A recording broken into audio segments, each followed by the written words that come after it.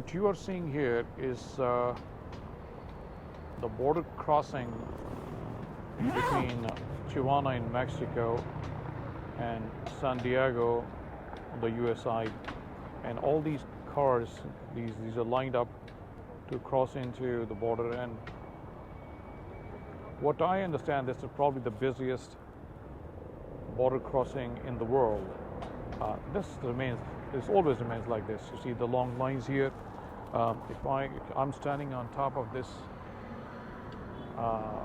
bridge here, and in addition to all these cars that are trying to cross the border from Mexico into the USA, we are standing on the Mexico side. The city of Tijuana is a huge city. If I could show you that, in the far bottom of the screen, there are hundreds and thousands of people who are lined up, standing in line, and they're waiting to cross the border into the USA. So my understanding is that sometimes you have to stand in this line for hours and hours to get to the immigration, which is somewhere around that. See the blue building you see in the back. So it's only a couple of 100 feet from here, but still it will take hours and hours because of the number of people who are standing in line here. So we are standing right on top of this bridge here, and this is the bridge this is a pedestrian bridge from the immigration. We just came out of immigration. It took us only about maybe 5 minutes to cross from the U.S. into the Mexican side. Now, we started from downtown San Diego, and from downtown San Diego there's a trolley. It's called a blue line, which comes all the way. It I think it will take about at least 25-30 minutes, maybe more than that, to come from San Diego, central San Diego downtown, to the border station called San Isidro. So San Isidro is the name of the border station for that trolley. And now we are in Tijuana, Mexico. We'll walk around the city of Tijuana. Part of the city of Tijuana is understood to be pretty rough for even the local standard. This is our second trip here. Let me show you. Oh my God, I didn't see this before.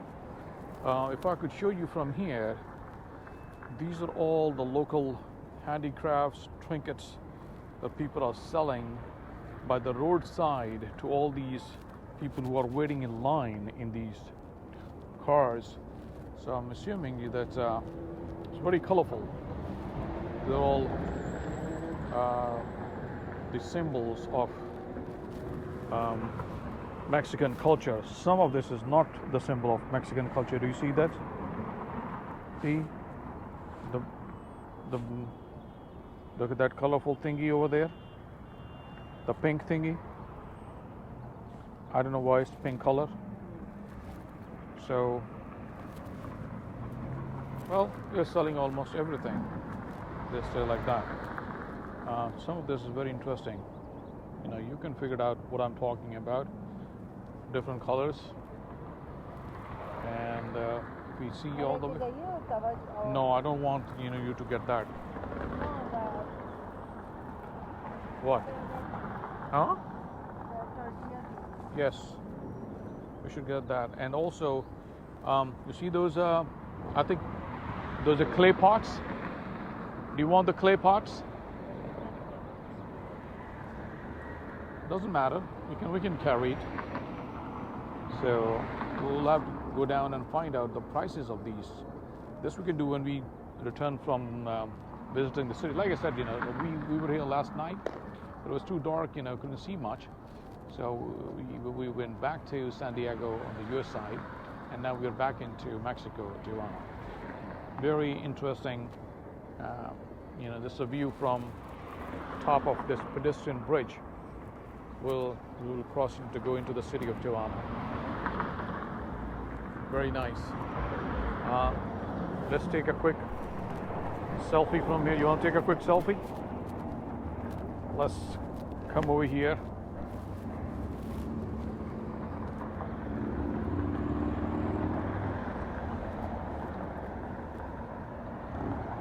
It's too far.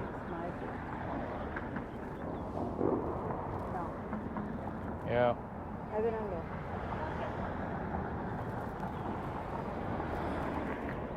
All right, let's take another selfie here.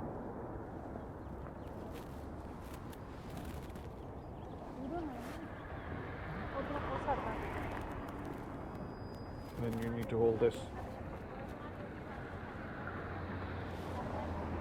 Okay.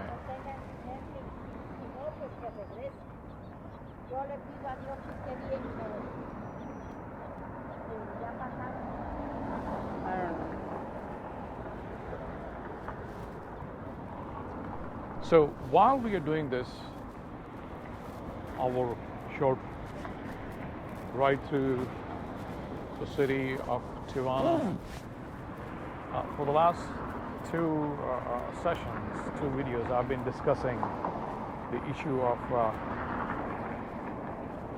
Ukraine, Russia and Ukraine.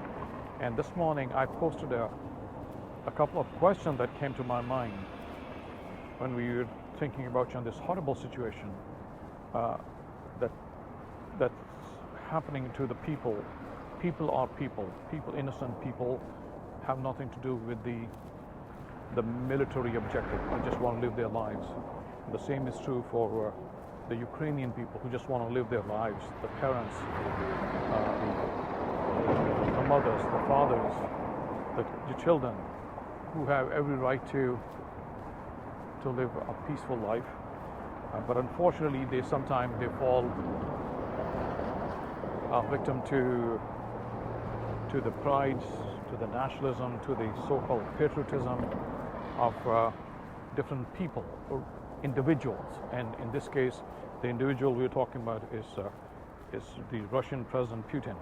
But we should not forget, we are standing on a very shaky and soft moral ground here.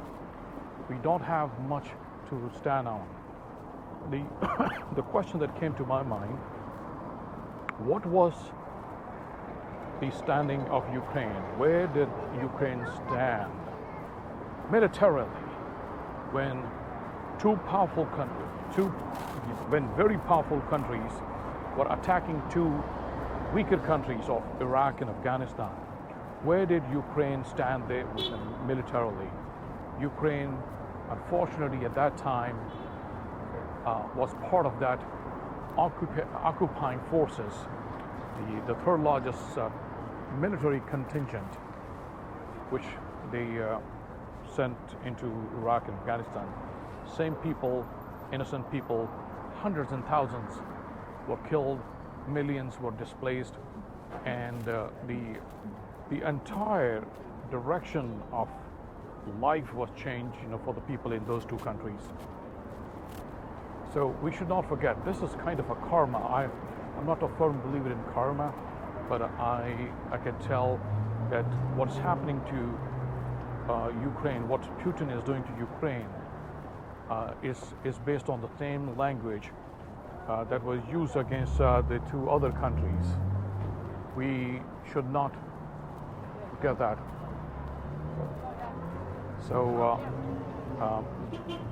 the first question is, where did Ukraine stand there?